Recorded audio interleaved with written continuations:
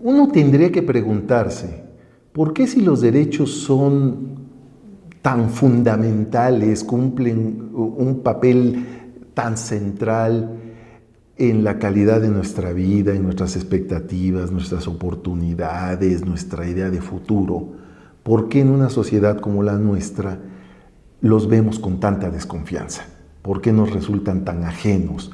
Incluso, ¿por qué nos resultan tan amenazantes y hasta peligrosos, al grado de que somos capaces de decir que con cuestiones de política o con cuestiones de asuntos públicos nosotros no nos metemos? Y eso tiene una explicación. Los derechos nos han sido expropiados. Los derechos han sido tomados por las élites, por los intermediarios políticos, por quienes han ejercido la autoridad sin una responsabilidad pública o social, y los han convertido en vehículos para la promoción de su bienestar particular y de sus propios privilegios. Justamente la reapropiación de los derechos significa entenderlos como herramientas o mecanismos para revertir los privilegios, para avanzar en la agenda de una sociedad genuinamente igualitaria. Cuando hablamos de derechos, y tal vez esto es algo en lo que haya que insistir una y otra vez, no solo en esta sesión de trabajo, sino a lo largo de todo nuestro curso. Cuando hablamos de derechos, hablamos de valores sociales que nos permiten alcanzar cosas que son importantes para todos. Es decir, son valores sociales que se tienen que reflejar en la calidad de la vida que nosotros vivimos.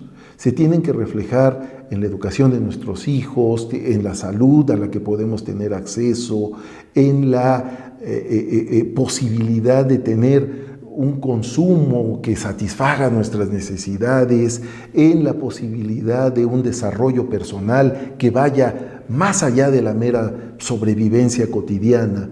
Y esto, que cuando no existe, es lo que llamamos injusticia o carencia, solo se puede enfrentar a través de un uso adecuado de los derechos. Hay quien cree en países como el nuestro que el gobierno o las autoridades en general del Estado, cuando benefician de alguna manera clientelar o corporativa a determinados colectivos, está haciendo lo que se tiene que hacer en materia de derechos. Y la verdad es que todo lo contrario. Los derechos deben abarcar a todas las personas y justamente no deben convertirse en un mecanismo para reproducir o aumentar la sujeción y la desventaja que padecen los grupos. Yo tengo la impresión que respecto de la lucha por los derechos, no deberíamos perder de vista que los verdaderos titulares de los derechos, los verdaderos titulares del sistema educativo, del sistema sanitario, del sistema laboral, del aparato de justicia, de los bienes culturales, de los bienes de ocio, del acceso a la naturaleza, del acceso a todos los elementos que pueden estar en nuestro entorno social y natural, todo eso son parte del esquema de derechos porque nos pertenece. De tal manera que recuperar, reapropiarnos de los derechos significa exigir que no funcionen más como mecanismos para la apropiación privada de bienes que deben ser públicos, para la corrupción, que finalmente es un mecanismo de este tipo, una apropiación particular o una apropiación privada de bienes que son públicos. Por eso, la agenda que podemos desarrollar en un colectivo como el de nosotros es una agenda de reapropiación. ¿Qué significa esto? Que no es que tengamos que construir desde cero el esquema de los derechos, tenemos que reformar su disponibilidad. Tenemos que quitarlos de las manos exclusivas y excluyentes de las élites políticas, de los operadores e intermediarios políticos, de aquellos que han constituido oligarquías políticas con un reparto selectivo de bienes y entrar a un proceso de socialización de esos bienes colectivos. Un reparto equitativo que permita cumplir la promesa que ofrece todo derecho, su universalidad, su carácter no excepcional, su carácter público, su carácter de un bien de naturaleza colectiva.